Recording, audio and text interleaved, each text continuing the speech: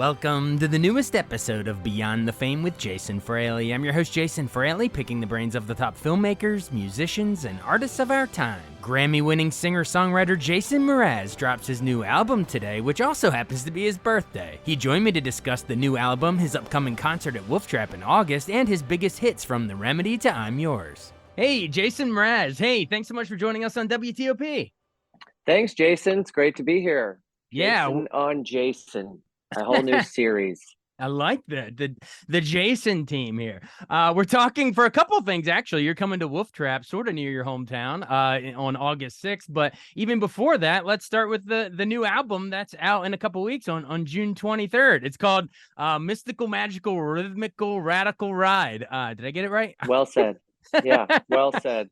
My wife and I listened to the whole thing last night. We were jamming out to it. So it's really, really good stuff. Take me into the recordings of some of it. I mean, I feel like Dancing is like an upbeat, almost like almost like a Timberlake-y kind of dance feel. Pancakes and Butter has some really cool turns of phrases in it. If you want a fire, I got the match. If you got an itch, I got the scratch.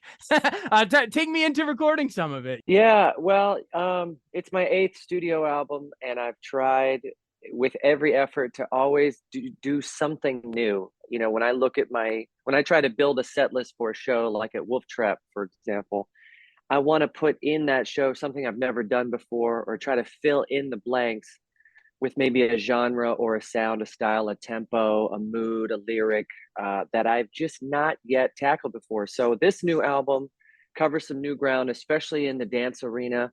I wanted to make some disco. I wanted to try to make some up-tempo music that in a way emulated electronic dance music, but without going fully electronic, you know, still played by humans. And still try to maintain some optimism about our future. Still try to maintain some youth while I'm getting older, you know? So, and at the same time, respect that I'm getting older and really study time. And so this album kind of also looks at passage through time and how much time do we have left, and can we still pursue our dreams at this point in our life, which I think, yes, we can.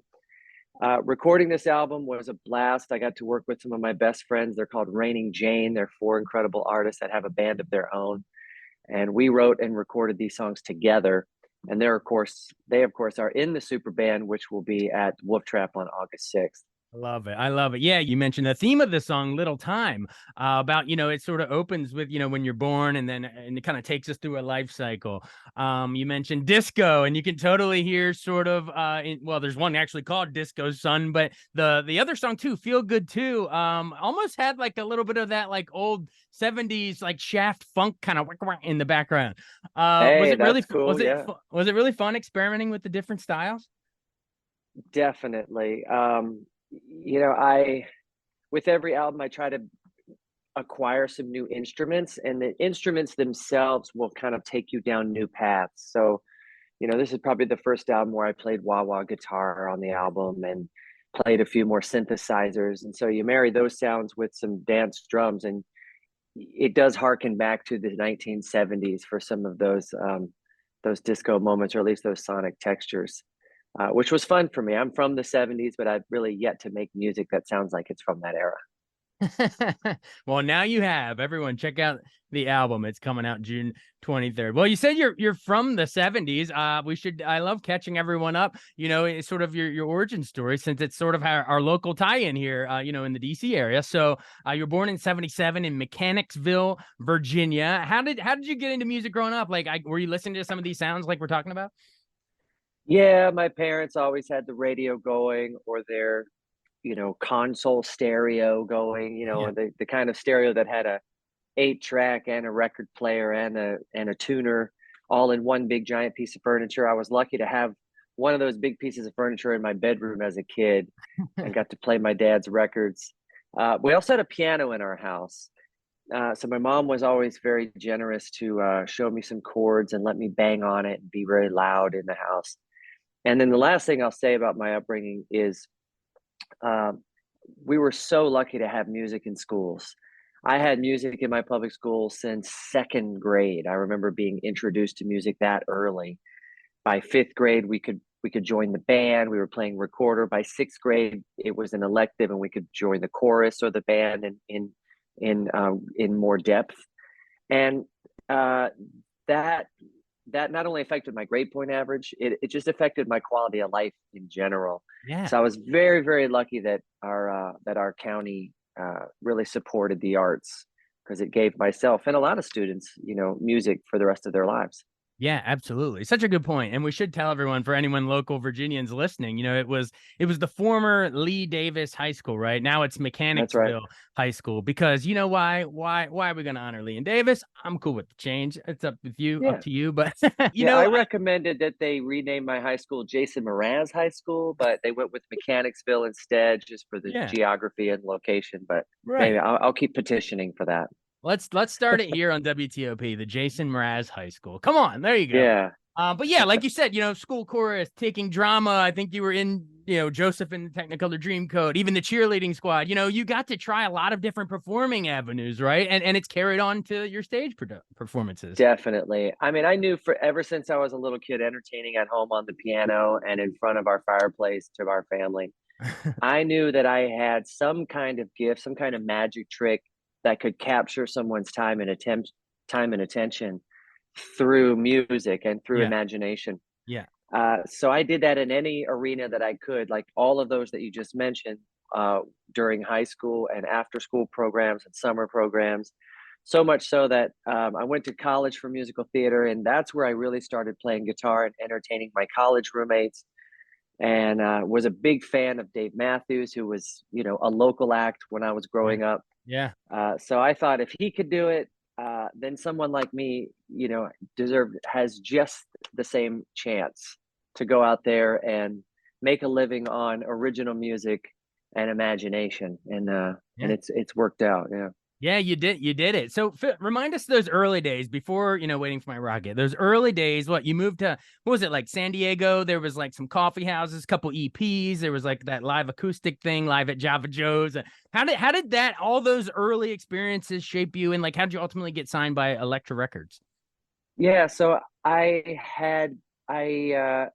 did a short stint in New York City for musical theater, quickly realized I wanted to write songs and be Bob Dylan. So I moved back to Virginia Okay. and spent about 3 or 4 years just focusing on learning guitar and writing songs.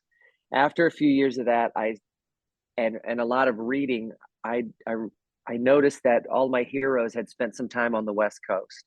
So I said I need at least to make one pilgrimage in my lifetime to the West Coast, Right. see it, have an experience as a writer, and then come back to Virginia and continue my education. And but what I did not anticipate was getting caught up in the web of the West and being totally inspired by the people, sort of culture, philosophies, geography, topography of the land, the weather. Not to say anything bad against Virginia weather and all of those things, but it was just new. I was 21 and I had never experienced the West Coast before. Um, but also, I met some great people right away who introduced me to the coffee shop scene in California. And being a new kid on the block, nobody knew who I was. Who's this kid from Mechanicsville just showing up at a coffee shop in San Diego? Yeah. I think that also added some allure to my act. And I just got swept up in the coffee shop scene and started recording my shows and offering them at the door when people came to see me. And one of those recordings ended up on the desk of a record executive in Los Angeles who came to see my show and made me an offer that I couldn't refuse. And I turned my little coffee shop show into what would become my first album. With a lot of effort, but Right. it eventually became my first album, and that of course set me on a new path of becoming a recording artist. Yep, yep. And of course, that first one was called Waiting for My Rocket to Come in 2002. Aptly titled. The rocket came with that one because you and I both was huge. But tell me, of course, about The Remedy. I Won't Worry My Life Away. That is one that folks of my age, we grew up with that, maybe like, I don't know, late high school, early college, and we would just plop that in. If we were in a bad mood, you could crank it up in the car, put the windows down, put the top down if you had it. I didn't, but just drive down the car down the road, and like your troubles would melt away with that song. Oh man, thank you so much. That was a really unique expression to, to have these rap verses and these big sung giant pop chorus, which was definitely a studio effort, and it scared the heck out of me when I created this song in the studio with others, because it was a big stretch from my coffee shop style to this huge recording style. Right. It was produced by John Alasia, another great Virginia-based producer with Agents of Good Roots in the studio with me, another great Virginia-based band. So all of us in the studio made this giant track inspired by one of my best friends growing up, Charlie, who was a cancer survivor. And his philosophy was, I'm not going to worry my life away. I'm going to go through this experience, and the experience is going to be the remedy that I need to get me through it. And so, inspired by his story, this song came to fruition, and it scared me in so many ways, from the production style to also sharing a personal story of my friend's life.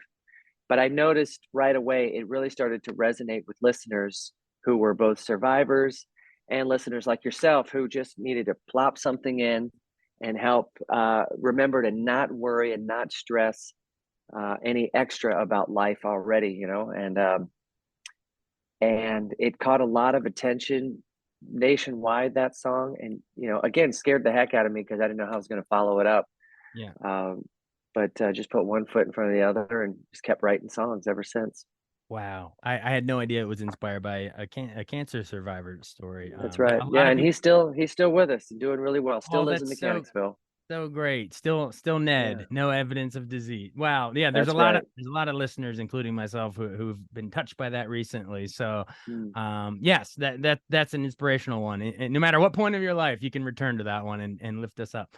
Well, yeah, just moving chronologically, we don't have time to hit all the albums, obviously, but your of course. second one was Mr. A to Z. But my listeners will be, mad at me if I don't go into the third one. We Sing, We Dance, We Steal Things in 2008. Tell me about putting together I'm Yours. It was nominated for freaking Grammy for Song of the Year. Damn that Coldplay. Viva la vida. I But know, right? all that doesn't matter. What matters is the song itself. Talk about, I won't hesitate, no more, no more. How did you come up with those words? Uh, I was really sitting around playing a guitar with a longing to write a song, with a longing to reconnect with source, or whichever it is that gives us our ideas, that plants dreams in us, that which maybe animates us. It- Everybody has a different name for whatever their higher power may be, the great unknown. So I was singing to the great unknown, singing, "Make me an instrument, I'm yours." I've fallen through the cracks. I'm trying to get back. I'm not going to hesitate anymore. I'm yours. And like literally in that moment, improvising this song into existence just by giving myself away or trying to get out of my way in order to sing a song. And luckily, I was, at the same time improvising it, I also get to be a witness of it and try to write it down as fast as I can as it's coming out. Yeah. And this is really how I write. I write through improvisation. I just start playing music and then I just start to sing. And if I get lucky, something magic happens. And I'm Yours was one of the most magical ones because I actually thought it sounded a bit like a nursery rhyme. I thought it was a little too cute, a little too simple. So I set it aside, and I pitched it for my second album in 2004, Mr. A to Z, and it didn't make the cut. But I started playing it live in 2005, and it became a quick hit amongst listeners of our live show. So I knew in 2008 it needed to arrive on an album at least, and it just took off from there. Well, we're glad that it did. One of the Yeah, coolest songs of the last, I don't know, 25 years. Well, the same album won the Grammy for Make It Mine. Another one I think you won again for Lucky, right? The Colby Calais that's thing. right. Lucky, I'm in love with my best friend. A lot of us can say that. What was it like working with Colby? Oh, she's so gracious, so kind, such a beautiful voice, pitch perfect. Um, just the easiest to work with. No, she's a no drama mama. She's the best. No Yeah, Drama Mama. That could have been the song title too, but Lucky was probably better. I like that that's better. right. All right. Well, real quick, Love is a four-letter word was also huge. That one might even been your biggest album to date at that point because you're building, this following all along. Tell me Sure. about the writing. I won't give up. I won't give up on us even if the skies get rough. Like talk Yeah, about. and even if it's not a relationship, like you could be going through just a hard period in your life, and the song can be sung looking in the mirror. Right. And that's kind of how I felt. I'd been going through a breakup that was pretty devastating, as they all are. Um, and I not only wanted to not give up on the friendship and the quality of friendship that we had, but I didn't want to give up on myself and make myself feel like a loser and diminish my own quality of life. And so the song is a little bit about both. That's why it's I'm not going to give up on us, because each one of us has a life inside of this. So whether or not you stay together or go your own way. And again, it was a song that really came out of an emotional period and an improvisation sitting at my kitchen table on a Sunday morning, singing in honor to my friend, and the depth in her eyes that will always be there. But also to the tears pouring down my face, and how I still want to show up and make a difference in this world. You know, I'm not going to look at myself as a loser in this process. So that's what I Won't Give Up's about. I rarely write a song that isn't true. I try to write about whatever's going on in my life, and that's always proven to be the best formula for me. Well, that's true because what's going on in your life? Well, I guess you did yes first in the fifth album, but I would love someone, but then the sixth one was no, and I believe Have It All, More Than Friends. We all remember those, but That's right. didn't Might As Well Dance had footage of your own wedding in it? Like you're talking about what's going on in your own life. There it is. It did, yeah. That originated as a slow song on our answering machine, but Really? I thought it had such potential that once I kind of turned it into kind of a country funk number. I'm a big fan of country funk. Um, Once we turned it into that, it just started dancing. So yeah, that's that song. I Um, love it. I love it. Thanks. And then Look for the Good brings us full circle, I guess. Was that pandemic inspired, that title? You know what? It was written before the pandemic. I wrote and recorded that album in 2019. Look for the Good. It's a all reggae. Whoops, I'm sitting at a piano right now. Do that It's again. Dun. yeah. Yeah, it was a reggae album, inspired by what was going to be 2020. I knew that 2020 was going to be a heated year, being an election year, and those years can be quite negative for everyone. They just feel very tense. So I wanted to create an album that countered that tension and reminded us to look for the good, to live healthily through a debate season, and to continue to lift others up, because everyone is suffering, no matter what side of the aisle you're on. Life is hard. So that's what that album was about. It was meant to really inspire dance. And I learned a lot about dance and rhythm through that process, which is why I'm doing more of a dance album this time on my eighth album. But ironically, that Look for the Good album, which was written for 2020, um, ironically, 2020 turned out to be, you know, a stranger year than any of us ever imagined. But it was a very challenging time to promote an album. I obviously couldn't put the band together, and we couldn't hit the road. And I found myself alone on Zoom trying to promote a reggae album, and it seemed a little out of place. But it's still available. Yeah, I think it's going to fit perfectly for 2024. So you might see me promoting that record one more time. It's perfect, and yes, bring it on. We're happy that the new album, we loved it last night listening to it, and yeah, and keep looking for the good. Like there's another heated election cycle coming. And I mean, do you want to say anything? I mean, you see the shirt. Do you want to say anything as we enter Pride Month, as it relates to trying to look for the good and fight for that when there is so much Oh man, negative. There's just so much negative forces out there right now. yeah. I mean, if you're celebrating Pride, celebrate and be yourself.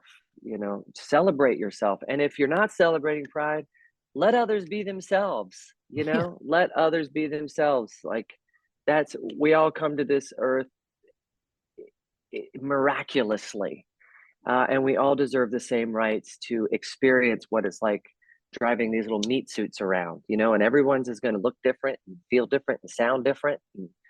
And depending on what side of the planet you're on, you're going to have a completely different experience. So I say, let's honor everyone's unique experience and let them live the best life they can possibly imagine. That's what pride should be about, especially if you're looking from the outside in. Um, be proud that there are humans on this earth that are getting a chance to live a life that's fully expressed. Perfectly said. I'll leave it there. I can't say it any better myself. So thank you so much for joining us. Again, Jason Mraz is gonna be performing at Wolf Trap on August 6th. Right up the That's road right. from hometown of Mechanicsville, Virginia. But first, check out the new album on June 23rd. It's called Mystical, Magical, Rhythmical, Radical Ride. I got it right. I said it right again. That's it. That's it. The mystical, magical, rhythmical, radical ride starts June 23rd. All right. Well, hey, Jason Mraz, from one Jason to another, thank you so much for joining us. Thank you, Jason. It's a pleasure to be on your program today. Thanks so much for joining us on Beyond the Fame with Jason Fraley. Remember to hit the subscribe button and give us a 5-star rating if you like what you hear. We'll see you next time.